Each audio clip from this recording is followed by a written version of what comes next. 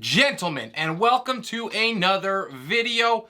Today I'm going to go over the top 32 options at wide receiver. Make sure I get you all the information that you're going to need for your ones, twos, and some flex considerations as well. With the fantasy playoffs quickly approaching, it is more crucial now than ever that we get our rosters right so we can get the dubs that we need to push for those last couple playoff spots. For those of you that are new to the channel, Relentless Press drops content Monday to Saturday. I usually do at least 10 videos a week, sometimes more. I drop my videos at 12 p.m. Pacific, so you always know when they're gonna be available. For those of you returning, please consider subscribing to the channel. That helps us out so very much. Continue to move forward. We are on our way to our first 1,000 subscribers. You can be a part of that by clicking that button. If you find yourself enjoying the content, hit the like button as well. And now let's hop into week 13's wide receiver rankings.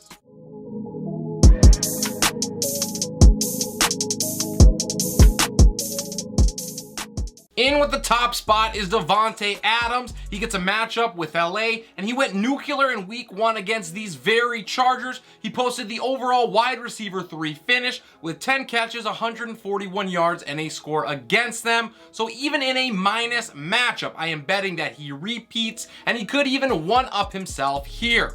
At 2, I have Justin Jefferson. He has showcased just how matchup proof he is all season, so I'm not sweating this bottom 3 matchup against the Jets. He's averaging well over 100 yards a game, and he will surpass that here yet again.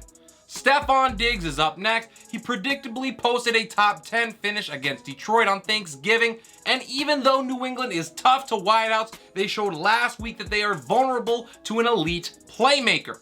Diggsy finds a way to make an impact on a short week. I think he is solid against New England.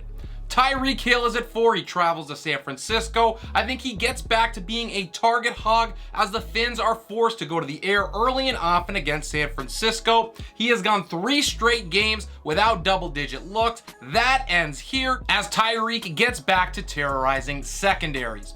At the top of tier 2 is Amon-Ra St. Brown. He gets Jacksonville. He is ranked higher than consensus, not only because of this great matchup, but because the target share and the position he holds in Detroit's offense.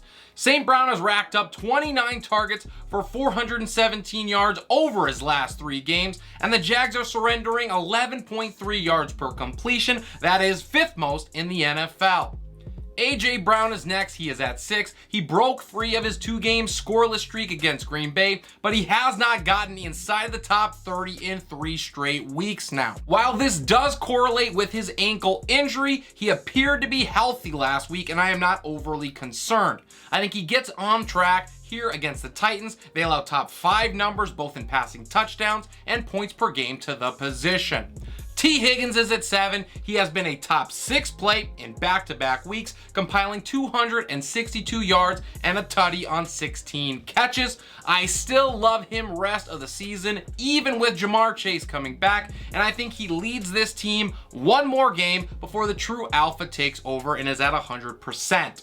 CeeDee Lamb is at 8. He headlines tier number 3. He drops a bit in my rankings due to this brutal matchup with the Colts. No one allows fewer points per game to wideouts than Indy, and Dak has also struggled through the air as of late. That certainly does not help. This feels more like a 5 to 7 target game for him, and he's had that 3 in the last 5 weeks, and he has 2 sub-30 finishes in those games. So I think there is risk here, but we know that Lamb can go off at any time. Up next is Jaylen Waddle. He had his first double-digit target game since week 6 against Minnesota, but he really could not cash in on it. He barely squeezed inside the top 30. Just like I said with Tyreek Hill, this is going to be a pass-first game for Miami. I think Waddle shines in it and gets back into the top 10 for the first time since week 9. Rounding out my top 10 is Keenan Allen. He has seen consistent usage in his first 2 games back, and if he gets the 7 or 8 targets again against the Raiders, he is in for a big day. There is no reason to suspect otherwise. Plus, Vegas is allowing nearly 2 passing scores per game this season, 4th most in the league. To top off, tier number 4, it is Ja'Marr Chase. He gets Kansas City. It looks like he is going to make his long-awaited return, and it is in a monster matchup here with the Chiefs. I do have a feeling that Cincy eases him in if he does go. The upside for Chase, we know, is tantalizing, but there is also risk here if he is limited.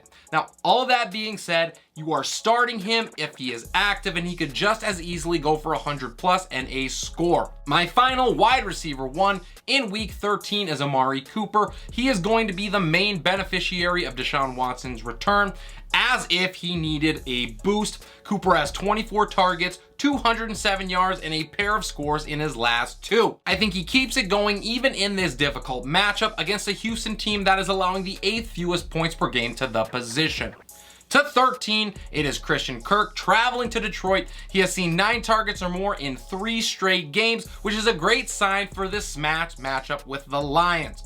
He will be good for at least half of the points that the Lions are allowing to wideouts, which is 32, and the upside for him is his 3rd top 5 finish in his last 4 games. DK Metcalf is next, traveling to Los Angeles to take on the Rams. He saw a whopping 15 targets against Vegas, but he still could not get over that 100-yard barrier for the 7th straight game, which is obviously a concerning trend. Surprisingly, the Rams here are a top 10 matchup, and I think DK can take advantage of it. He has not scored in 2 straight, and the other 2 times that has happened this season, he has responded with a touchdown.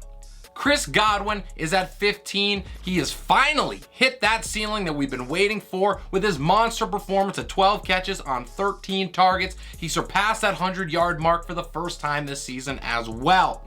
I think most of the attention in this game is going to go to Mike Evans, and Godwin is going to capitalize for his 3rd straight top 15 finish. Maybe somewhat surprisingly, Garrett Wilson headlines tier number 5 for me. He is at 16. He is going to be a great option as long as Zach Wilson stays off of the field. Garrett has racked up 309 yards and 4 scores in 4 games without Zach.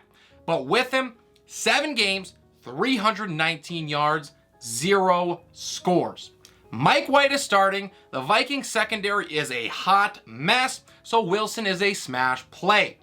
At 17, I have Mike Evans. He might be a man on a mission against the Saints, but he wound out outside of the top 50 the last time these 2 teams met up. He certainly will do better than that here, as long as he does not get booted from the game, but his 125 yards over the last 3 and a 7-game scoreless streak do not inspire confidence. I'll give him one more bet on the talent before you consider benching him against the Niners next week.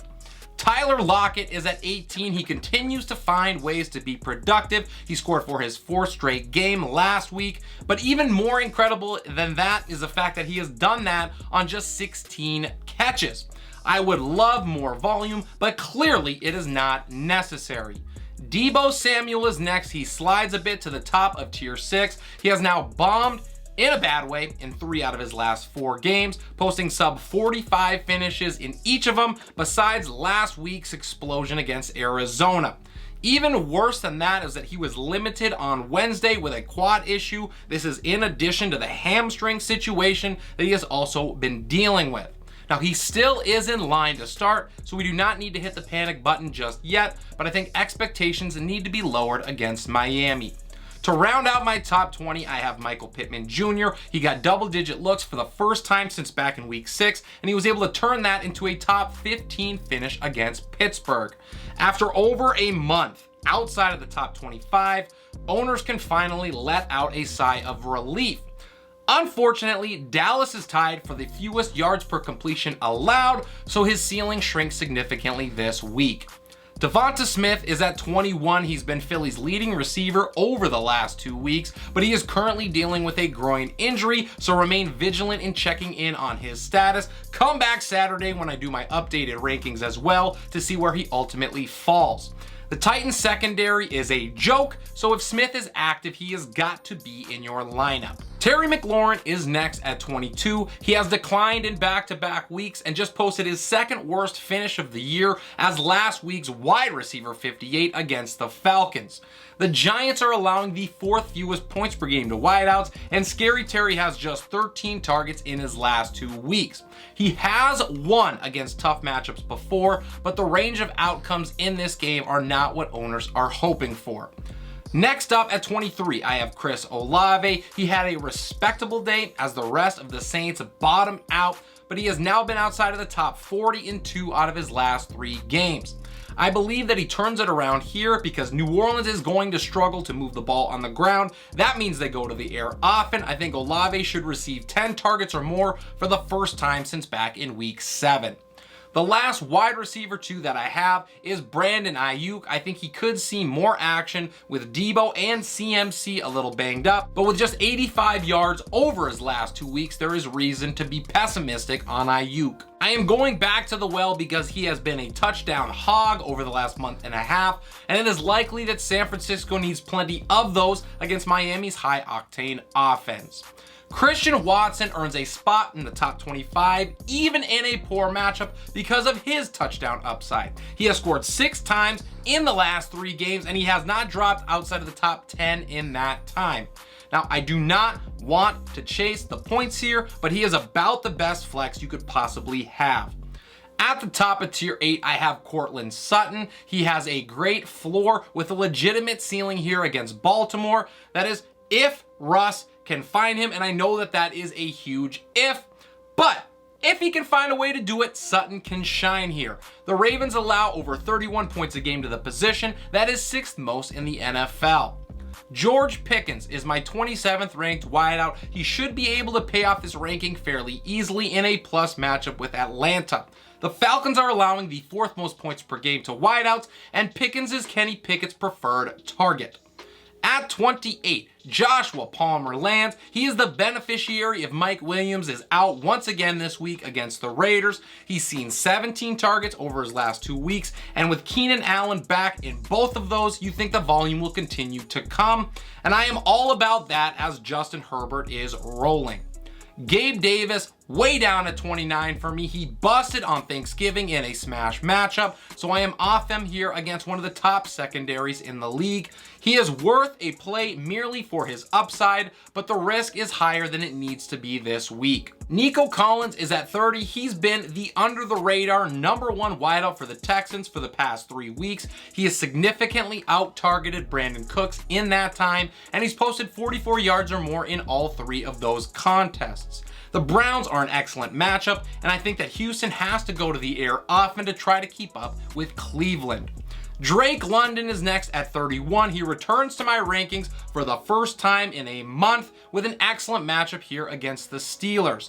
The Falcons are not going to be able to run it very much, and there are no other passing options at all to speak of in Atlanta, so I love London as a sneaky play if you are tight on options. The last wide receiver that I'm looking at in week 13 is Zay Jones. He's seen 24 targets over his last 2 games and also 213 yards with them. Detroit allows 11.6 yards per completion, so that type of volume should help Jones turn in another solid performance. He is as safe a bet as you can make this deep in my rankings. Some of the players that I like but just missed the cut include Deontay Johnson traveling to Atlanta, Treylon Burks, he gets Philly on the road, Jacoby Myers at home against Buffalo, and Juju Smith-Schuster against Cincinnati. And that wraps it up for the video today. Hope you guys learned something and enjoyed the content. Please drop your questions or your comments down below. I love being able to engage with you and help you out. It is more critical now than ever that we make the best decisions we can, and when we talk amongst ourselves, we get better, and that is what it is all about. Crush the like button if you enjoyed the video today, and make sure you subscribe to the channel. That way you do not miss a thing. This is Relentless Press. I am your host, Abrium Opats, and I will see you